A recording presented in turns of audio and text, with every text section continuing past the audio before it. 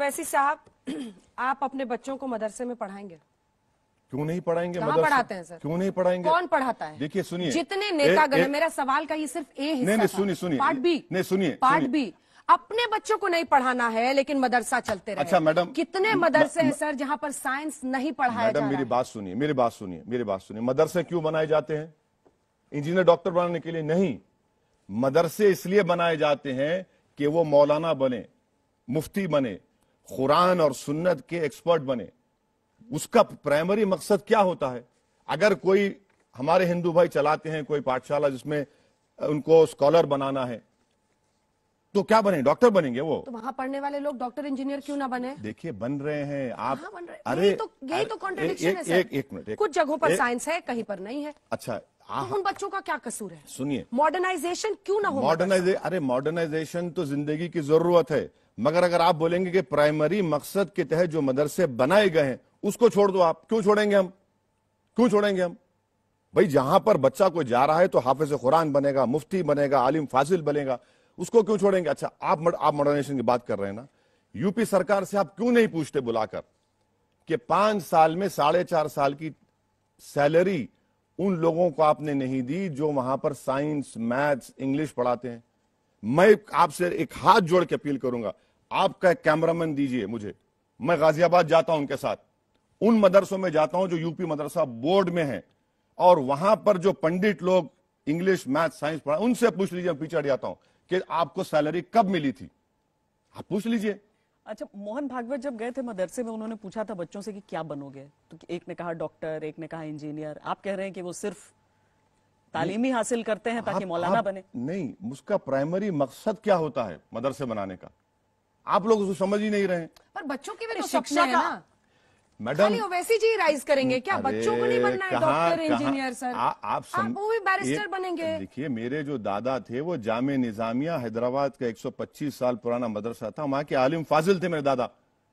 आप समझिए इस बात को। कितने साल पहले? अरे कितने साल पहले थे वो ये आज की बात कर रहे हैं, 2022 की। और वो अपने वक्त के बहुत बड़े वकील भी थे, बहुत बड़े वकील भी थे, क्रॉस एग्जामिनेशन की मशहूर थी। मगर आपका प्राइमरी इंपॉर्टेंस क्या है? मकसद क्या है मदरसा खोलने का? या आप इंजीनियरिंग कॉलेज खोल दिए या मेडिकल कॉलेज को। अच्छा, और एक बात, चलिए आपकी बात सही, अंजना ओम कश्यप की, और मैडम आपकी बात सही है। आपने कितने स्कूल खोले भाई मुसलमान इलाकों में? चलिए बता दी यूपी सरकार। सर आप मॉडर्नाइज होने नहीं देंगे? अरे मेरे भाई, मैं चीफ मिनिस्टर नहीं हूं, आपको स्कूल खोलने से मैं रोक नहीं सकता हूं। आपने कितने मुस्लिम बाहुल इलाकों में कितने आपने स्कूल खोले बता दो। चलो 5 साल में तुमने कितने खोले? खोल दो ना। आपको सच्चर कमेटी से लेके मिश्रा कमीशन, कुंडू कमेटी कह रही है कि मुसलमानों के इलाकों में स्कूल नहीं खोले जाते सरकार की तरफ से।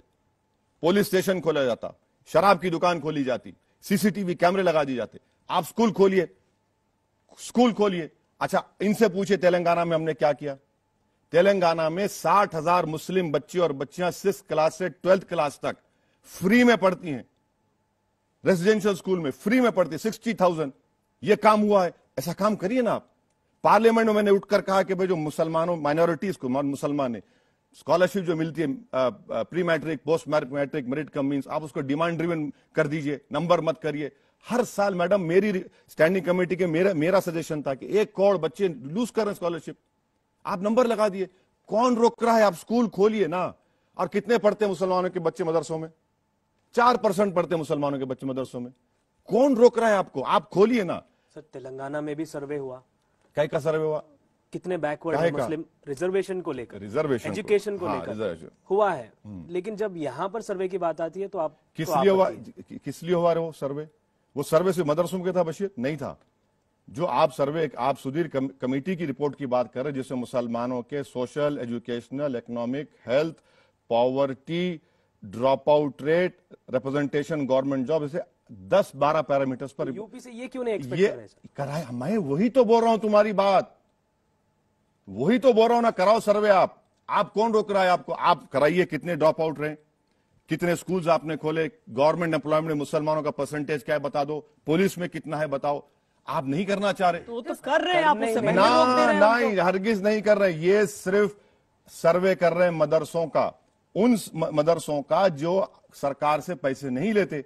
आप पूरे मुसलमानों की स्टडी करवा दी उत्तर प्रदेश के। ओवैसी साहब, कहीं आपको ये डर तो नहीं लग रहा है कि भारतीय जनता पार्टी मुसलमानों के बीच अपनी इनरोड्स बनाने की कोशिश कर रही है? कहीं जो गरीब मुसलमान हैं, जो पिछड़े हुए हैं बिल्कुल, वो उनका वोट बैंक बन जाएंगे, उनकी तरफ चले जाएंगे? कहां एक मुस्लिम एमपी नहीं है लोकसभा राज्यसभा में। वोटर तो है उनके। अरे देखिए, एक वोटर की बात करें, 2014 और 19 में एक ही समुदाय था जिसका वोट परसेंटेज बीजेपी को नहीं बढ़ा। 6% मुसलमानों ने 14 में वोट दिया, 19 में दिया CSDS के, देख लीजिए आप, हर समुदाय का वोट पड़ा है। आपके पास मुख्तार अब्बास नकवी जिंदगी गुजर गई बीजेपी में, कहां है बेचारे, गुमनामी में आ गए। शाहनवाज जिसको हम मामू बोलते, मामू नजर नहीं आते कहीं पर। आप जफर बनाया था ना, अरे कहां है, अभी खत्म हो गए वो बेचारे। जफर को देख लीजिए, जो बेचारे IIM के पढ़े हैं, 1 साल के थे, टाइम हो गए वो भी, कहां है? अरे मैं तो कह रहा हूं कि काम करो ना आप, हम तो बोल रहे हैं काम करो आप काम ही नहीं करना चाह रहे हैं। चलिए, ओवरऑल जितने सवाल ये हुए हैं उसमें एलिगेशन ये है कि आपके चश्मे का पावर बदल जाता है। सब TRS करे सर्वे तो ठीक है, योगी ने कर दिया, एक मिनट मोदी ने बोल दिया, नहीं, TRS ने क्या सर्वे, मुस्लिमों के नहीं, TRS ने क्या सर्वे किया? सुधीर कमेटी की रिपोर्ट में ये 12 पैरामीटर्स थे। आप उस तरह का सर्वे कराना चाह रहे यूपी में, मैं वेलकम करूंगा, कराइए।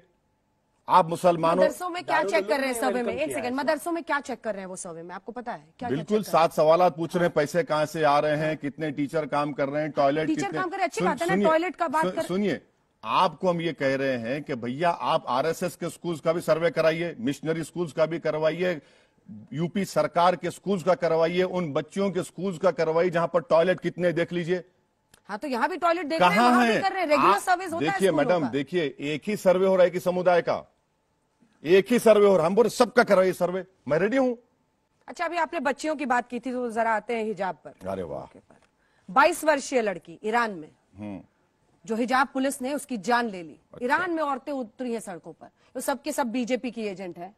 आज अगर इस देश में थोपा जा रहा है हिजाब लड़कियों पर, जहां चॉइस है वहां पर कोई दिक्कत नहीं है, संविधान उन्हें इजाजत देता है रिलीजियस, लेकिन जहां पर थोपा जाता है, जहां पर आप बैठे हैं सर, यहीं पर शो कर रही थी और एक मौलाना ने 2 लड़कियों को कहा कि ये हिजाब नहीं पहनती हैं, तो मैं ये नहीं कहता इनका चरित्र खराब है, लेकिन जो इनकी नीयत है, जो इनका व्यवहार है, वो आदर्श नहीं है। ये जो थोपा जाता है बच्चियों पर, ये दमन का हथियार है उन बच्चियों के लिए। देखिए मैडम, ये गलती आपकी है, आपने ऐसे पागल मौलाना को बुलाया, उनको मौलाना मुल्ला बोलना चाहिए, आपने उनको बुला लिया गलती से। ईरान की जब बात है, मैं आपके प्रोग्राम के जरिए देश के प्रधानमंत्री से अपील कर रहा हूं, भारत सरकार का ओपिनियन क्या है ईरान में आज जो हो रहा है, बोल दीजिए। जयशंकर साहब बोल दीजिए, आपका ओपिनियन बताइए पहले। नहीं, अरे मुझे तो आपका ओपिनियन नहीं मैं आ रहा हूं मेरे प्रधानमंत्री को बताना चाहिए ना, गवर्नमेंट ऑफ इंडिया की उस पर क्या ओपिनियन है। नंबर 2, भारत की तुलना ईरान से करना, यह भारत की तौहीन है। वो एक थियोक्रेटिक कंट्री है, वहां पर कोई इलेक्शन नहीं लड़ सकता जब तक कि उनके सुप्रीम काउंसिल उसकी इजाजत नहीं देते। वहां पर एक डेमोक्रेसी नाम की चीज है, यहां पर संविधान है। गोलपोस्ट बदल दिया ना? नहीं, बिल्कुल नहीं। बहुत चालाकी से कोई चालाक बाल काट रही है वहां महिलाएं अपनी। अरे बहुत अच्छा, लड़कियों के लिए बोलिए ना। सुनिए, ओवैसी साहब उनके साथ खड़े हैं, मैं उनकी आजादी के लिए, मैं बिना हिजाब के जी सकते। कर्नाटका की लड़कियों के साथ खड़ा हूं जो कह रहे हैं कि हमारा राइट टू चॉइस है, हमारा राइट टू कल्चर है, हमारा फ्रीडम ऑफ एक्सप्रेशन है। ईरान पर चुप्पी। मैं क्यों करूंगा ईरान की बात? तो वहां की लड़कियों की बात क्यों अरे नहीं होगी? मुझे क्या करना है ईरान से? विश्व में कहीं हो, अगर लड़कियां कह रही है हिजाब दमन का हथियार है, वो तो फिर आप हिजाब जला रही है। अगर यहाँ पर कर्नाटका की बच्चियां स्कूल में पहन के जाए तो यहाँ क्यों नहीं खड़े रहेंगे? आप तो भारत के नागरिक है ना। ये कौन सी क्या कहा? अरे ये कौन सी मोहब्बत है कि भारत की बच्चियों से मोहब्बत नहीं है, ईरान की बेटियों से मोहब्बत है?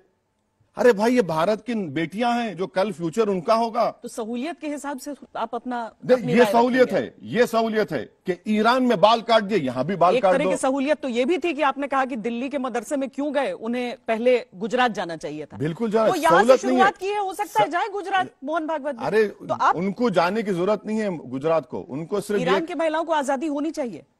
ईरान, अरे मैं कौन होता हूँ ईरान के बारे में बोलने वाला?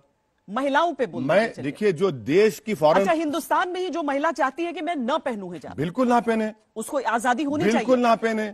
मैं ऐसे कई मुस्लिम एंकर्स के शो पे जाता हूं, मैं बोलता हूं उनको, जब तक आप नहीं पहनेंगे नहीं आऊंगा मैं, और जाता हूं बराबर, मैं कभी बोलता हूं आजादी होनी चाहिए। बिल्कुल, आजादी पहनने की भी होनी चाहिए, नहीं पहनने की भी होनी चाहिए। भाई आप कौन होते हैं कि भाई आपकी तरह बन जाऊं?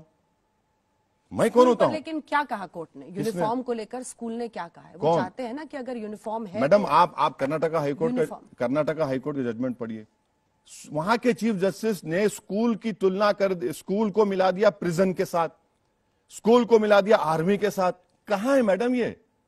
उन्होंने कुरान करीम के जो आयतें हैं उसको गलत इंटरप्रिटेशन दे दिया, इतना बड़ा गलत इंटरप्रिटेशन। कुरान में कहा गया ला इकरा फी दीन, यानी रिलीजन में जबरदस्ती नहीं है, आपने उसको जोड़ दिया उसमें हिजाब से, वो ताल्लुक ही नहीं है उसका। पर इस्लाम में भी तो कुछ परिवर्तन होने चाहिए ना। क्या? हर धर्म ने एक से क्या परिवर्तन? हर धर्म फिर गुस्सा गया। नहीं गुस्सा नहीं है, क्या परिवर्तन? हर धर्म अपने आप को बदलता है समय के हिसाब से। क्या आप क्या मास्क बदल? पहनकर आपको काला लिबास कह के हमेशा काला कपड़ा अपने सिर पे रखो, आपको बोला जाए कि आपको काम करो। ये क्यों नहीं? फिजिकल हैंडीकैप है या नहीं है? बिल्कुल नहीं है।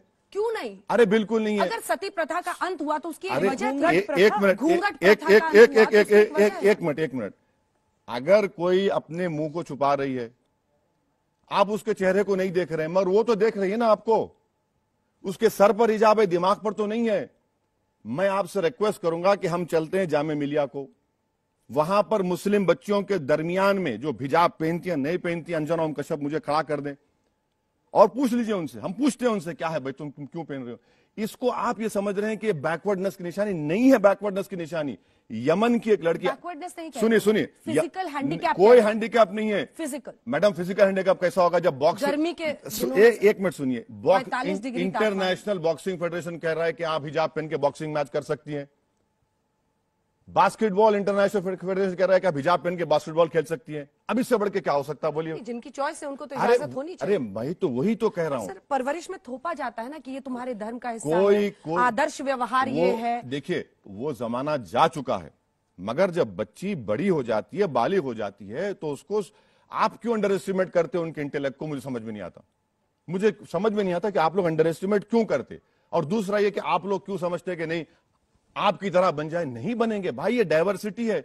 अब आप राजस्थान के गांव में चले जाइए, मैं गया था, अब उत्तर प्रदेश के ईस्ट में चले, सर पे ओढ़ते हैं।